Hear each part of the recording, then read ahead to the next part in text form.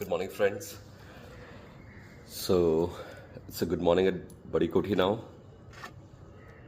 बड़ी कोठी या हाँ सो कल रात को जो शुरुआत हुई है वीडियोस बनाने की with regard to making you all acquainted with this book words alone and enough जो एक एक्सरसाइज शुरू की है मैंने, तो उसका फर्स्ट राउंड ऑफ ड्रॉज तो हमने कल कर लिया था, जिसमें 3 बार पर्चियाँ उठाई थी, जिसमें पेज नंबर 1, 17 और 15 आ चुका था.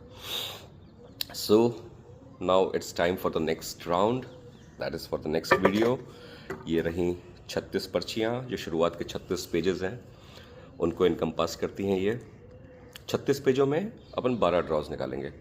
कुछ किताब में भी रहना चाहिए ना भाई, सब कुछ वीडियोस में दे देंगे तो पढ़ोगे कैसे. किताब पढ़ना भी है, अपने पास रखना है, पढ़ना है, और अगर हो सके तो एक गेम भी खेलना है. ठीक है. So are you ready for the second round of draws? Right, these are 36 पर्ची. सो ये सब आपके सामने है.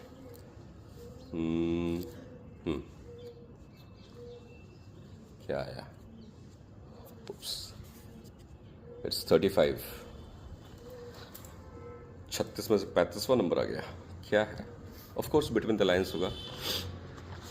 सो बिटवीन द लाइन्स हो सकता है पहले पार्ट की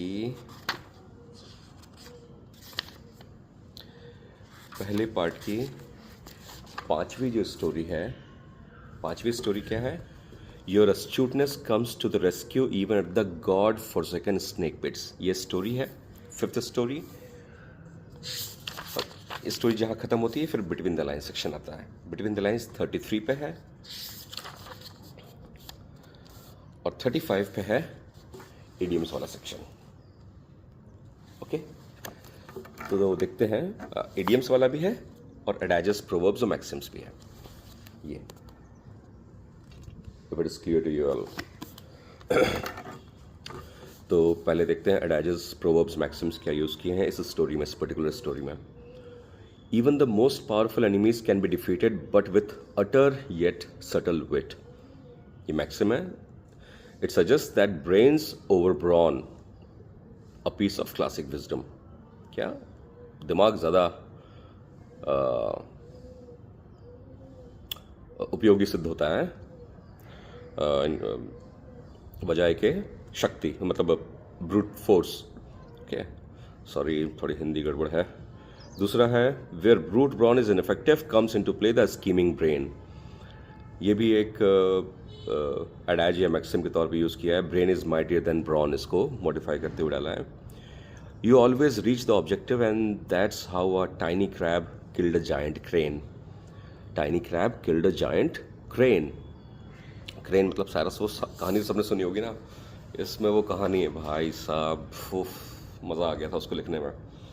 तो ये एक मैक्सिम लाइक मॉरल है. ये एम्फेसाइज करता है क्लेवरनेस ट्रायम्फिंग ओवर स्ट्रेंथ. और चौथा जो एडाज, प्रोवर्ब, मैक्सिम के अंडर में जो पॉइंटर है, that is they lived happily ever after. So it's an adage, a familiar formulaic ending expressing contentment and resolution. क्या?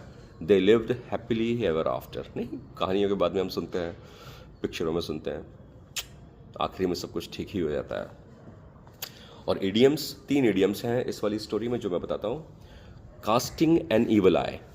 कास्टिंग एन ईवल आई क्या मतलब होता है? Refers to a belief that someone's envious gaze can bring misfortune. Casting an evil eye, ये idiom है. दूसरा, a wise jackal living nearby came in handy. Came in handy. बोलते हैं ना, I was moving around and my purse just, the money, the cash just came in handy. तो कोई भी चीज़ came in handy जब हम बोलते हैं तो क्या मतलब होता है? It proved useful at the right time. Proving useful at the right time. Third is buckle up and summon your grit, जो इस कहानी में यूज हुआ है. Buckle up metaphorically means to prepare for a difficult or intense situation, and summon your grit means to gather courage and determination. So 35वां page हमने cover कर लिया. 2 राउंड्स और सॉरी सेकेंड राउंड में 2 ट्रायल्स और video 36 पेजों में 4 videos मेरे ख्याल से ठीक रहेंगे, है ना। उसमें 12 बार हम ड्रॉ कर लेंगे और 3-3 ड्रॉ का एक वीडियो बना लेंगे। यार ये सब मैं इम्प्रोवाइज करते जा रहा हूँ कि पहले तो किया नहीं है, पहली किताब है, पहली बार सब शुरू किया है और जैसा बन रहा भाई वैसा डाल रहा हूँ। बुरा लगे अच्छा लगे मुझे बताना कमेंट्स में और please support me if you like of course. ये रहा दूसरा ड्रॉ, ठीक है। 2 उठा ली, 1 उठाते ना, फिर से 1 आ गई। सो जो रिपीट हो जाएगा उसको हम कैंसिल कर देंगे क्योंकि इसमें तो आपने देख ही लिया इंट्रोडक्शन का, शेर और बैल के बीच की वो जो कहानी है, पूरा पार्ट है, शेर बैल और 2 जैकल्स। भाई पुरानी कोठी, यहाँ कबूतर हैं, बाजू में रास्ता है तो थोड़ा सा डिस्टर्बेंस होता रहेगा, तो ये तो कैंसिल हो गया। नेक्स्ट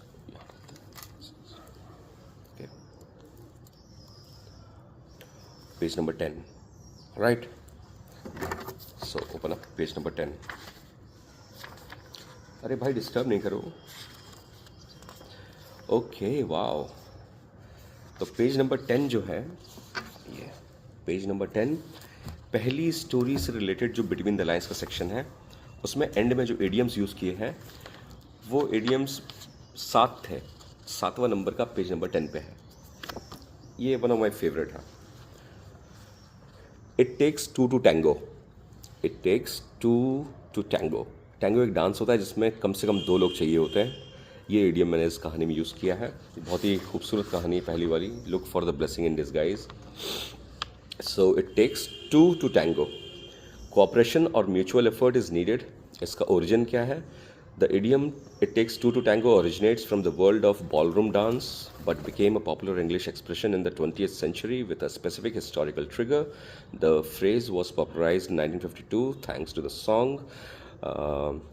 जो सॉन्ग है, गाना है, वो ऐसा है, "Takes 2 to Tango" written by Al Hoffman and Dick Manning and famously sung by Pearl Bailey.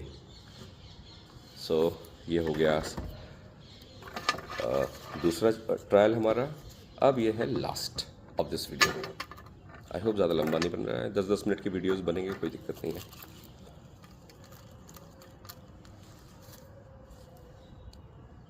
Twenty 21 अच्छा है कि नए नए पेजेस खुल रहे हैं ना। Page number 21।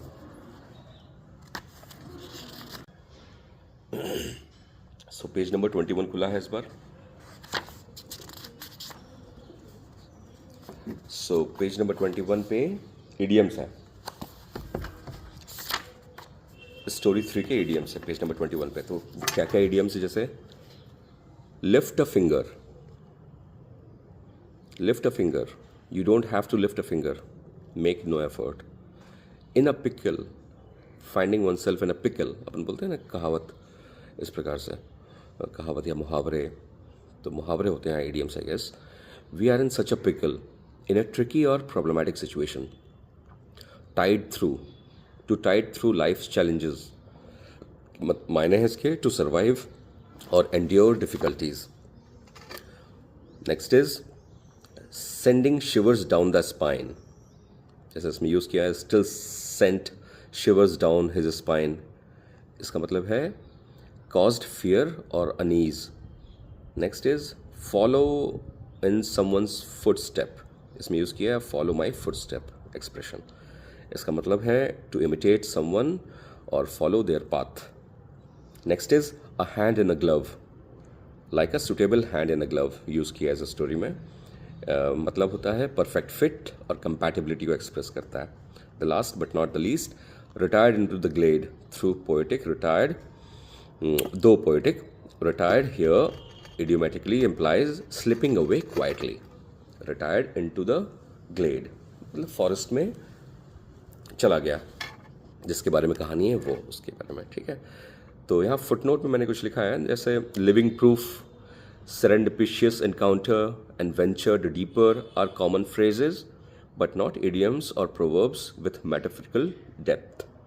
Poetic turns like eensy-weensy footprints are stylistic and not idiomatic. तो ये कुछ नुआंसेस हैं इंग्लिश लैंग्वेज की जो जितना ज़्यादा आप पढ़ेंगे, जितना उसको रिसर्च करेंगे, देखो मेरा काम है, मैंने एक किताब के अंदर इन्फॉर्मेशंस दे दी। अब आगे पढ़ने वालों का भी थोड़ा रुझान होना चाहिए कि कितना डीपली वो जाना चाहते हैं, क्या सिर्फ स्टोरीज में रहना चाहते हैं, क्या वो बिटवीन द लाइंस में इंटरेस्टेड हैं। तो जब आपके पास ये बुक होगी तो you will get to know better, and whenever this is with you, do let me know what else could be done, and how is it helping you. Thank you for today. See you till the next video.